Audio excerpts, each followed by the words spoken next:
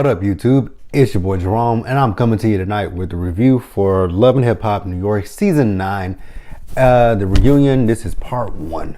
So without further ado, let's just go ahead and jump right into the video. All right, you guys. So the reunion, the looks are horrible as fuck. Like, everybody on that stage look bad. You got Mariah Lynn looking like she going to a prom, a quinceañera. You got Yandy with that fucked up wig with that horrible outfit. You got Kimbella with that pantsuit on, which was, I like Kimbella's pantsuit. I think Juju looked amazing. You got Sydney Star looking a trash ass mess. They just all pretty much look horrible. I don't know what the fuck the theme was for them, but God, they missed the mark by a whole stretch. So then they had to talk about the fact that Safari is not at the reunion. You know, everybody's like, oh, he should be here. You know, we all went through, we all here, we all did this, da da da da da. I cannot say I blame Safari for not going to the reunion because of the way that they treated Safari at the end of the season. You know, the way Joe treated him, the way, Rich treated him. I don't blame Safari for not being. I'm like, I would be the same way that Safari is like, fuck y'all. Like, y'all treated me like shit, but now y'all want me to come to this reunion to be treated like shit even more? Like, fuck y'all.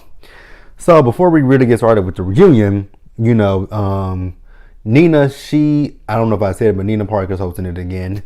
And she is, you know, talking to Kimbella and Jewels about their wedding, how, you know, they are together, they are married. And, you know, she was asking them, like, you know, there's a glow about them. And, you know, then Kimbella stands up and she says that she's pregnant, which that was actually revealed earlier today on social media. I saw it on social media that she's 6 months pregnant and that they're having a boy. And I'm like, oh, he shot up the club before he go to prison. Okay. But, you know, it is what it is. Cute, cool for them. I'm happy if they happy. So then Nina asked Joe and Sin, you know, we haven't saw you guys since season 4. So how is it for you guys being back? Sin said, you know, she was excited at first, but, you know, then it got kind of hard for her with all the stuff that she was dealing with, being a new mother and whatnot. So, you know, but as long as she got Joe by her side, she good. And that's all that matters. All right, y'all. And then we just jumped right into the bullshit. So we start talking about Yandy, Infinity, and Kimbella. But first, we really talked about Infinity. So, you know, she's still currently living with Yandy. Yandy does want to go through the process of adopting Infinity, but, you know, Yandy reached out to Infinity's lawyer, and they told her because the way she's doing things is not something that's, you know, completely different. So they have to do an emergency court hearing to, you know, figure out if she can adopt her. And then, you know, Nina asked, you know, Yandy, you know, so we saw earlier in the season that when Yandy met with Infinity's mom had a completely different story than what Infinity had. So Nina asked Yandy, did you finally figure out, you know, whose story was true, or if it was, you know, or if it was a mixture of both, that, you know, they both were saying the same thing, but in different ways. Yandy says, you know what, I know the real deal, so that's all that matters to me. And then, you know, she says it's not, you know, then she also says, you know, when it came to Infinity, she took Infinity, and Infinity didn't ask her to take her in. Yandy did that because she wanted to do it. And, you know, then, Nina asked Maggie, you know, how she, you know, about her situation. So then Maggie started to break down and start crying because, you know, Maggie, we heard it earlier in the season that Maggie has been through the same situation where she's been in a system where she stayed with her friend's parents, and, you know, she ran away, but she stayed with her friend's parents, and then they had to, you know, take her back to the foster care system. So she understands it, and she just does not feel like Infinity deserved everything that's happened to her, which I definitely 100% agree with that. So then we move over to the whole crux of the drama. And that was the conversation that Kimbella and Mariah Lynn had with one another. So then, you know, Nina starts to question Kimbella, and then Kimbella starts crying. And, you know, Nina asks Kimbella, what is the status of your relationship right now with Yandy? So Kim says that the relationship with Yandy and her is not good right now because, you know, she texted Yandy 5 days after the episode aired. I'm like, God, you waited 5 days until after the episode aired to text your quote best friend about something you said on camera about her, like, I'm gonna text you. First of all, I'm pretty sure when it comes to Love and Hip Hop, y'all know what's gonna happen on the episode before we even know what's gonna happen on the episode. So I think that maybe the week before, the week that you're like, oh shit, next week's gonna be the episode where I said what I said. When it was Jonathan, me, and Mariah Lynn. Let me text Yandy and be like, Yandy girl, me and Mariah Lynn, we was on camera, and the whole thing of you and Infinity came up, and I may have said, I hope you're doing this for the right reasons, and that could have been that. But for you to wait days after the episode aired, I think that's trash as fuck, to be honest with you. Like, what kind of friend are you to do that to your friend? Like, if I said something about which I'm not gonna say anything about my friends because we're friends. Anything that I gotta say about my friends, I'm gonna direct it to them. I'm not gonna direct it in front of anybody, say it to somebody else. But on the off chance that I do say something that I'm like, oh shit, I didn't mean to say that, I didn't mean to put that out there, then I'm gonna immediately text my friend and be like, you know what, I was talking to so and so, and something came up, and I got, my words got ahead of me, and I said this, and then I don't want you to hear from someone else, or I want you to hear it coming from me verbatim. Like, that's something that Kimbella could have did, but she didn't. And then Kimbella's also like, she thought that when they were in Costa Rica that they squashed the whole beef. But again, when the episode aired, she said that Yandy felt like she was talking about her kids. I don't know what planet Kimbella lives on. Like, really. And I get where Kimbella's coming from. It's not like she's saying, Yandy's a bad mother, Yandy's this, but you are questioning her in a way. You're questioning her judgment. You're questioning her. I have to agree with Yandy. You're questioning her mothering skills, because for you to say you hope she's doing that for the right reasons, number one, that's also saying she's not taking into account the 2 kids that she currently has. But more than anything, you just questioning her motives. Like, I can't be on Kimbella's side, but yeah. So Yandy and then here's where I start to agree with Yandy. Yandy felt like when it came to the kids should be off limits. If that's something that's brought up, you should be like, you know what, I don't want to discuss that. I'm not talking about that. Period, point blank. I do agree with her 100% on that one. The children should be off limits. But in the same sense, she didn't say anything negative. I'm not gonna say she didn't say anything negative about Infinity. So I'm gonna give her that much. She didn't say anything negative about her, but she could have reserved her comments to herself. She could have said, what, that's a good look for Yandy, and she didn't even have, that's it. She could have said that's a good look for Yandy. I hope things work out for her. I haven't talked to Yandy in a minute, but I just hope she's, she did not have to say, I hope she's doing this for the right reasons. I hope, or her motives are pure. You don't have to say anything like that. You could have just said, kudos to her. She's, that's a big deal for her. That's a big thing. That's mad props to her. Anything of the source. But you could have kept the whole, I hope she's doing it for the right reasons, or, she does stuff for clout. Like, I just didn't agree with Kimbella when she said that in the season. And I still don't agree with her now. So then, Kimbella and Yandy, they start arguing back and forth with one another.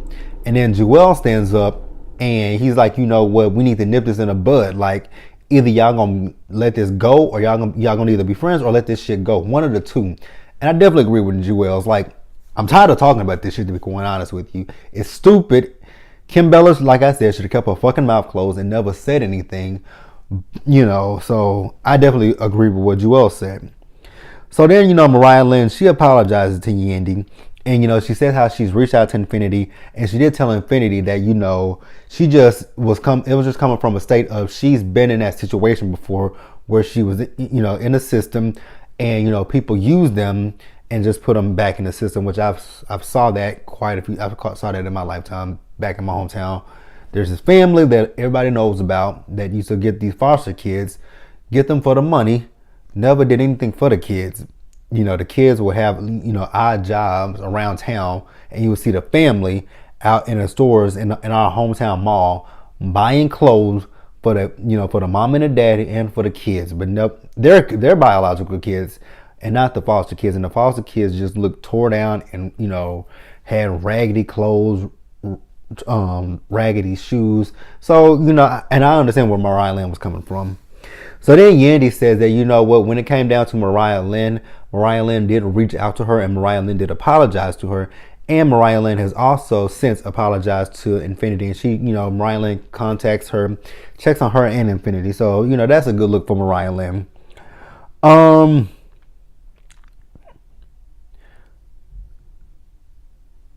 Okay, so then Remy chimed in on it.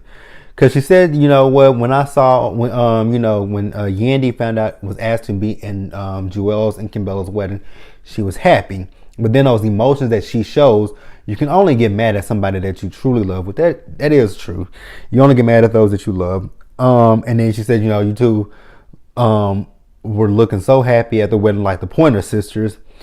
And, so then Kimbella does apologize to Yandy, because she said she's met Infinity. And then, Nina's like, well, can you accept her apology?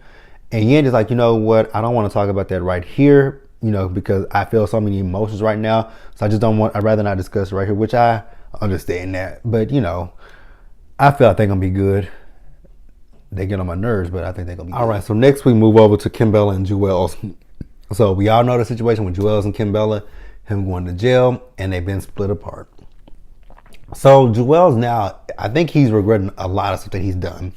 Run through the airport with the gun, being high. Because, Joel has now come to the realization that he's going to be away for 2 years. He's not going to see the birth of this new baby. He's going to be away from his son, his daughter, and his teenage son. And, like I said, he's reeling in. He's come to the realization that, shit, I fucked up. I got to be away from my family. And now my girl is pregnant and she's about to have a baby. And when the baby is born, I'm going to have my ass in prison. So, yeah, he's definitely feeling that right now. So he did tell us that, he has a 30-day extension. He has a 30-day extension, 2 weeks. This was done 2 weeks prior to the reunion, which we now know currently that he is in jail right now. Nina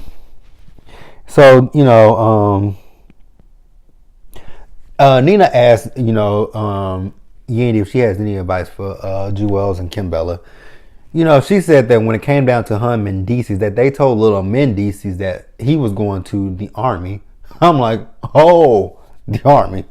I don't mean to laugh, but that shit was funny. And then that her kids believe they're going to their daddy's job. I'm like, oh, how do you play that off? That they going to his job? Like, how do you explain to your kids? Because growing up, I had an uncle that was in prison because he shot a woman. I wish my uncle had never shot that bitch. I actually wish he never divorced his first wife, the one that I call my aunt, to marry that hoe. And the bitch looked like New York. She looked like a man with synthetic hair. Getting off subject, but my uncle, he shot a woman. He spent a lot of time. He spent so many years in prison. And then when he got out, they let him out because he was sick and he was dying. And we only had we had about a year with him before he passed away. Then I had a cousin that was in prison, my entire childhood. And I had an uncle that was in prison my entire childhood too, which he's currently got his dumb ass back in prison for 50 years, which that motherfucker's never gonna see the light of day ever again. What the fuck? Like, now my uncle is dumb as, that uncle is dumb as fuck. The fuck? Okay, again, getting off on a tangent. But, I'm saying all that stuff to say, when it comes down to Yandy's kids, I don't know how they explain it to them, because you got to go through all those security checkpoints. Like when me and my mom and my grandmother went to see my cousin in prison and my uncle, I was no more than, I was like at least 8 or 9 years old. I want to say at least 9. Because I had not hit double digits at that point. But I just remember the security checkpoints, but I thought that the security checkpoints were so fucking stupid at that time. And I still think they're stupid, because when you get to the guard shack, you have to get out the car. They have to search everything. They look in the glove compartment. They look in your console. They look under your hood. They look in your trunk, and then you go up, go up and park. Then when you get to the gate to go in, they frisk you. They, do the metal detector on you, and it's so crazy. So I don't know how Yandy explains that to her kids. Like, I mean, there's got to be a hard situation. And then you go through this. You don't go through the frisking when you leave the prison, but you still go through that security checkpoint. When you get to the guard shack, they check your trunk. They check your hood. They check in your car. So now that's the one that I never understood. When you come out of the prison, how do you come out of the prison with somebody?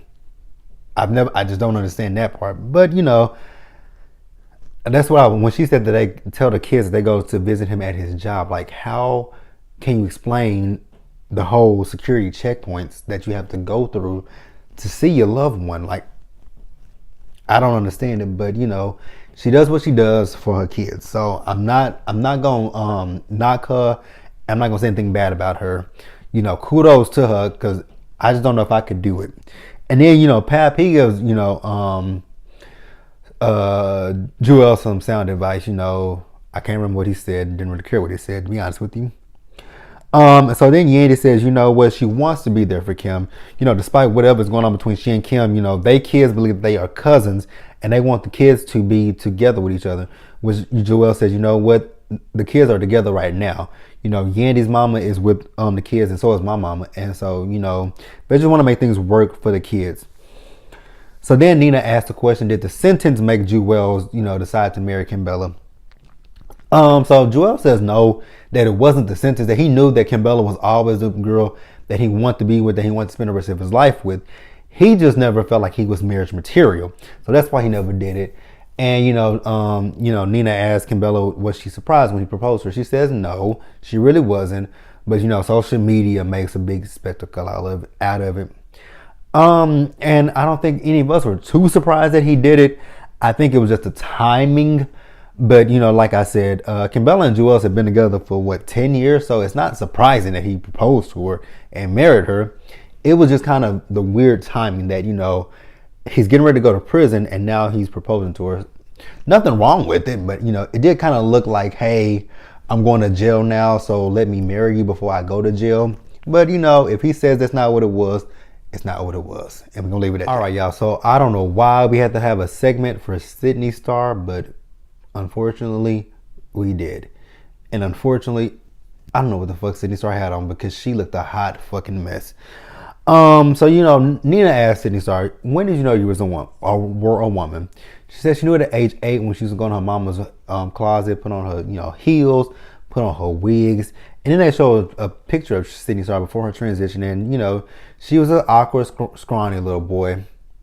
And, oh my God, Sydney Star, you want to like her, but then you don't want to like her because she says too much. Like, then she's talking about her dick and how her dick is little. I'm like, nobody wants to know that. Like, ever heard of TMI, Sydney? Like, that was too much information for all of us to hear. Like, So then Nina asked, Rich, why he had, Nia Lee come on to help Sydney Star.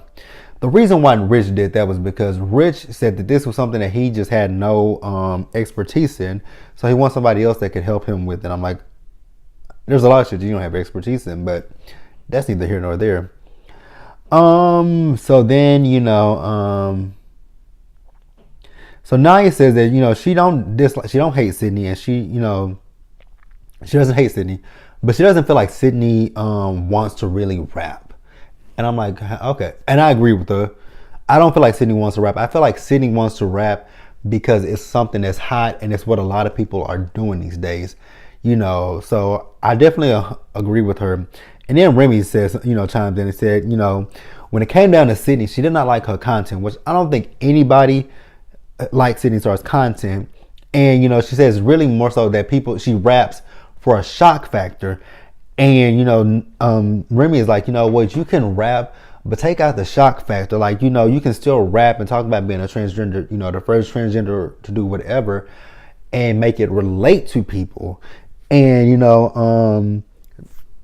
Remy feels like she should just tone it down a little bit, which I definitely agreed with her.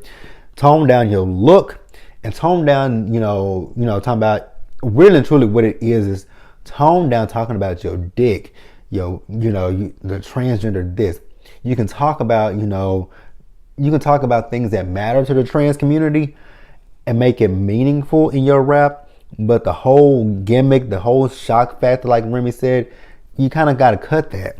So then Jonathan's talking about when it came to Sydney Starr's music, he liked the fact that, her talking about sucking dick, which that ain't no shock there that you like hearing her talk about sucking dick, because you said on the Instagram Live that you love to suck dick. So not shocking.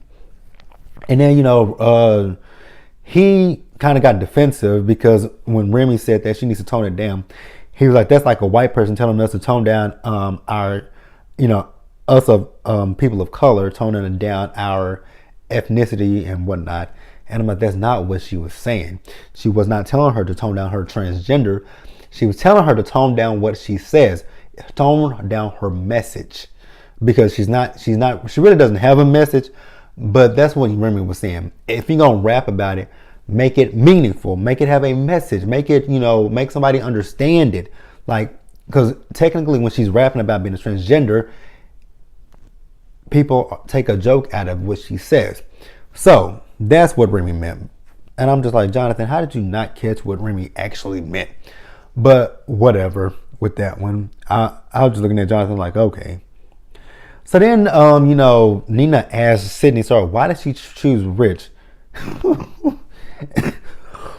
Excuse me. She said, why did she choose Rich? And I'm choking because I'm laughing now. Sydney said, because Rich makes dreams come true. Whose dreams has Rich made come true? Olivia. We don't know where Olivia is and what Olivia is doing. Well, technically, we know Olivia's mom passed away last year. But what the hell is Olivia doing? He didn't do nothing with Erica Mena. He didn't do nothing with Johnny Blaze, who is really talented, but her attitude fucks her up. He ain't done nothing with none of his artists that he's his supposed artists. So for you to say he made dreams come true, that's a joke. But I mean, she's talking about, I'm on the show. You are on the show, but you're not on the show for a good reason. And you made a mockery of yourself on this show. But if that's what you want to say, go ahead and say it. So, basically they all said that they respect Sydney Starr and her hustle and her drive. So then Mariah Lynn says, when they were in the studio with each other, she was like, oh, hell no. We should her rapping. And then, Nina asked Sydney, who does she feel helped her out the most on the stage? She says, Naya helped me in this way, Jacquay helped me in that way, Rich helped me in this way, and, Mariah Lynn helped me in this way. I wasn't really listening because I didn't really give a fuck. So then Nina asked Rich, why were you frustrated when Mariah Lynn was in that meeting with you and Sydney Starr?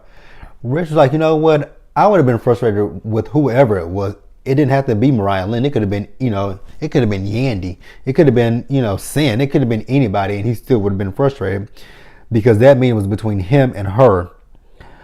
So then Nina, she asked about the rumors between Rich and Mariah Lynn, which the rumor was that Mariah Lynn was pregnant by Rich. So Mariah Lynn does say, what? I'm not pregnant by Rich. And then she's talking about, when Rich had his, found out he had diabetes, he had a vasectomy. And if they talk about kids and that, she loves him. And then, Rich, he get upset about her for bringing up his diabetes. And I'm like, I don't think she was bringing that up in a malicious way. Like, for him to get that upset and defensive, it's like she didn't say nothing bad about you, but here you are getting upset with her for no fucking reason. And then he gets up and he leaves the stage. So then Mariah Lynn goes in to say, what? I was pregnant by Rich. I do love Rich. And I had to for once, agree with Nia Lee. Nia Lee told Mariah Lynn, like, girl, you sitting up here on the stage embarrassing the fuck out of yourself. And I said, I definitely agreed with her because Rich up and left when, Ryan Lynn was like, do you love me? Do you love me? He got up and made you look a fucking fool. And here you are on this stage just going hard for this nigga. Like I said, I agree with her. So then, Ryan Lynn goes backstage and she going off on Rich and she's upset. And she had every right to be upset because of the way he did her. So then Rich is back on the stage and Rich says, you know what, when it came down to that, I didn't want to do that to her. I do love her and he just didn't mean to embarrass her. But damn, she had egg all over her face. All right, so the last two things we talk about would be Sin and, how she said that it was so hard for her to open up about her postpartum depression because, she's heard that, people of color, the Latinas, that's just not something that we talk about. And unfortunately, it is kind of true that when it comes to mental health, that's our community is just, we don't want to talk about it. It's either, pray about it, go to church. Nobody wants to seek out professional help. So, I got that from her. But, all the other women, Nia Lee, Yanni, they all said that they dealt with postpartum depression. So it's good to hear that. So then, Nina asked Sin about, her sexual abuse and how her family has felt since this. And, she was like, when it came down to it, she told her mom the night before the show aired, her mom just wanted to know when it happened and where it happened. And, Sin's like, I dealt with it and I'm good. I think Sin needs to have a longer conversation with Dr. Jim, because the conversation that she did have, it was a good one, but I think she needs to continue to see somebody. And then Joe was also talking about how, he met Dr. Jen in the past and she helped with his son. And now it's come back full circle to help him with his, his new life with Sin. So then Sin says that she has a nanny. And that the nanny came to her and said that, you would never have to worry about me harming your son at all. And then, they ask about what happened. Nina asked about what happened in Costa Rica. And Joe says he felt like there was a communication issue there. And Sam was like, what? I just want to have fun. Like, I'm 26 and I just want to have, a good fucking time. So then they talk about the Costa Rica trip, They talk about how the guys made the trip fun. They're talking about the zip line and the surfing and XYZ. It wasn't really much of that. So then, the episode was starting to wind down. And this is where Nina was getting ready to start talking about the drama that happened between Safari and the whole group. And then she gets, in her earpiece, they tell her that Safari is there. So next week on part 2 of the reunion, we'll see Safari. And that preview of it, when Rich jumped over that table, I'm like, nigga, I know your joints and bones hurt like a motherfucker. Like, shit, nigga. Because the way you leaped like leapfrog, like, I know that had to hurt. But that was Love and Hip Hop Season 9 New York Reunion Part 1. Like the video. Leave your comments. Subscribe to the channel. And I will see you guys later for Love and Hip Hop Miami. Thank God that next week is the finale of Love and Hip Hop Miami. Whew!